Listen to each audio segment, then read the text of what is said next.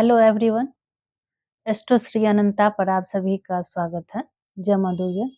आज हम बात करेंगे लव मैरिज कैसे होता है और लव हो के भी मैरिज नहीं हो पाता, इसको कैसे हम देखेंगे कुंडली में।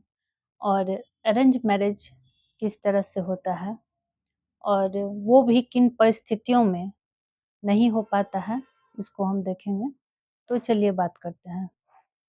तो सबसे पहले हम देखेंगे कि यदि फर्स्ट हाउस में यदि चंद्रमा, बुध, मंगल और राहु ये प्लैनेट यदि हैं तो अ, तो बहुत बड़ी संभावना बन जाती है कि वो व्यक्ति लव मैरिज करेगा।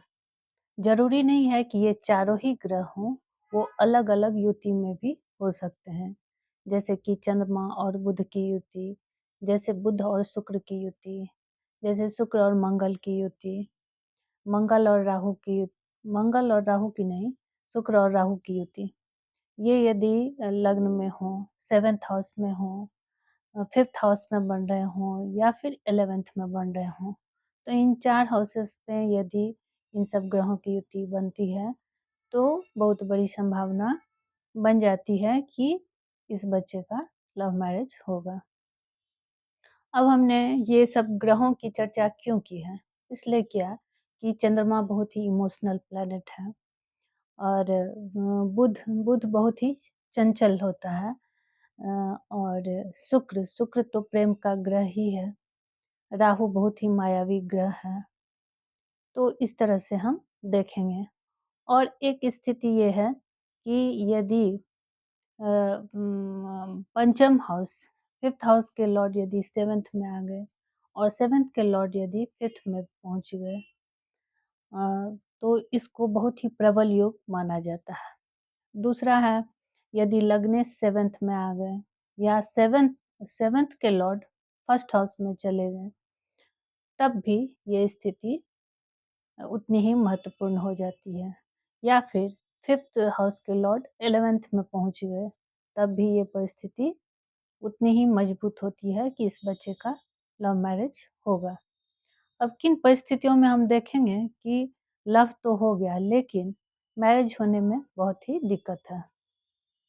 तो यदि 5th हाउस में अच्छी स्थिति है, पंचमेश उच्च के हैं, लेकिन उनका कनेक्शन यदि 1st हाउस से नहीं बन रहा है या फिर 7th हाउस से उनका कनेक्शन नहीं बन रहा है और उनके लॉर्ड 6, 8, 12 में बैठ गए, तो ये दोनों परिस्थिति मिला के ऐसा होगा कि लव तो हो जाएगा लेकिन मैरिज नहीं हो पाएगा। तो आशा है आप लोग इस टॉपिक को समझ गए होंगे। अब हम देखेंगे कि अरेंज मैरिज कैसे होता है। तो अरेंज मैरिज में यदि लग्न में किसी भी युति के साथ यदि शुक्र के साथ हों या मंगल के साथ हों या किसी भी युति के साथ यदि बृहस्पति वहाँ हों लग्न में या फिर कहीं से भी बृहस्पति का दृष्टि लग्न पर पड़े या 7th हाउस पर पड़े, तो बहुत बड़ी संभावना बन जाती है कि ये बच्चा अरेंज मैरिज करेगा। क्यों? क्योंकि बृहस्पति जो है वो दिखलाता है कि ये बच्चा माँ-बाप का बात सुनेगा, वो आज्ञा को मानेगा, वो बहुत सोच विचार करेगा। तो ये सब गुण होने के कारण ये दिखलाता है कि यदि 1st हाउस में हो या 5th में हो या 9th में हो या 7th में हो बृहस्पति, तो उस बच्चे का अरेंज मैरिज होगा।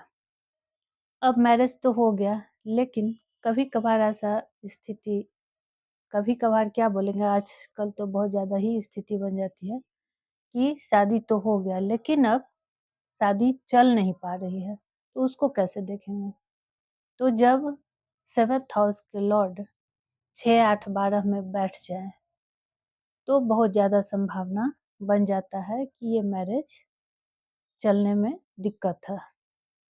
उसमें भी यदि कोई सौम्य प्लैनेट हैं, जैसे कि बृहस्पति है, शुक्र है, तो थोड़ा बहुत संभावना बनता है या फिर नवमांश में जाके उसको चेक करना पड़ता है कि लग्नेश की स्थिति कैसी है। यदि वो अच्छे घर में हैं तो और उन पर यदि खराब ग्रह का असर नहीं है, क्रूर ग्रह का असर नहीं है, तो संभावना बन जाती है कि दूसरी मैरिज भी होगी। तो आशा करते हैं कि आप लोग समझ गए होंगे कि अरेंज मैरिज भी नहीं चलने के क्या कारण हैं। और सबसे कठिन परिस्थिति ऐसी होती है कि यदि 7th के लॉर्ड 6, 8, 12 में तो चले गए और वहाँ भी खराब युति बना लिया।